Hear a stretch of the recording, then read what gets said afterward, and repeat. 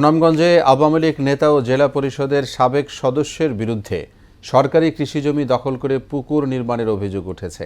এতে কৃষিকাজ ও গোচারণ নিয়ে বিপাকে পড়েছেন এলাকাবাসী। এ ঘটনায় অভিযুক্ত হুসেন আলীর বিরুদ্ধে স্থানীয় প্রশাসনের কাছে লিখিত অভিযোগ দিয়েছেন তারা, আর তদন্ত সাপেক্ষে ব্যবস্থা নেওয়ার আশ্বাস দিয়েছেন জেলা প্রশাসন।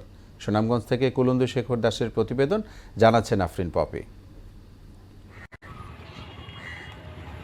কয়েক বছর আগে সুনামগঞ্জের লালপুর এলাকায় প্রায় 2 একর 16 শতক কৃষিজমি জোরপূর্বক দখলে নিয়ে তাতে পুকুর খনন করে মাছ চাষ শুরু করেন প্রভাবশালী আওয়ামী লীগ নেতা ও জেলা পরিষদের সাবেক সদস্য হুসেন আলী। এতে গ্রামবাসী ধান মাড়াই ও গবাদি পশু চড়াতে না পেরে চরম দুর্ভোগে পড়েন। বিষয়টি তাকে অবহিত করা হলে আমলে নেননি হুসেন আলী। পরে জমি উদ্ধারে জেলা প্রশাসকের কাছে লিখিত অভিযোগ দায়ের করেন স্থানীয় বাসিন্দারা।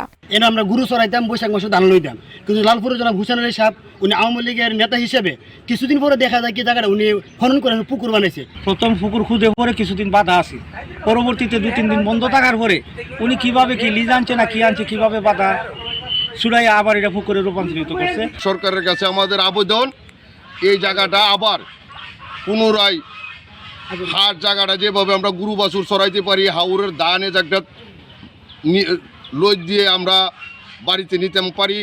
তবে সরকারি কৃষি জমি দখল করে পুকুর খননের কথা স্বীকার করে সরকার চাইলে তা ফেরত দেবেন বলে জানান অভিযুক্ত আওয়ামী লীগ নেতা।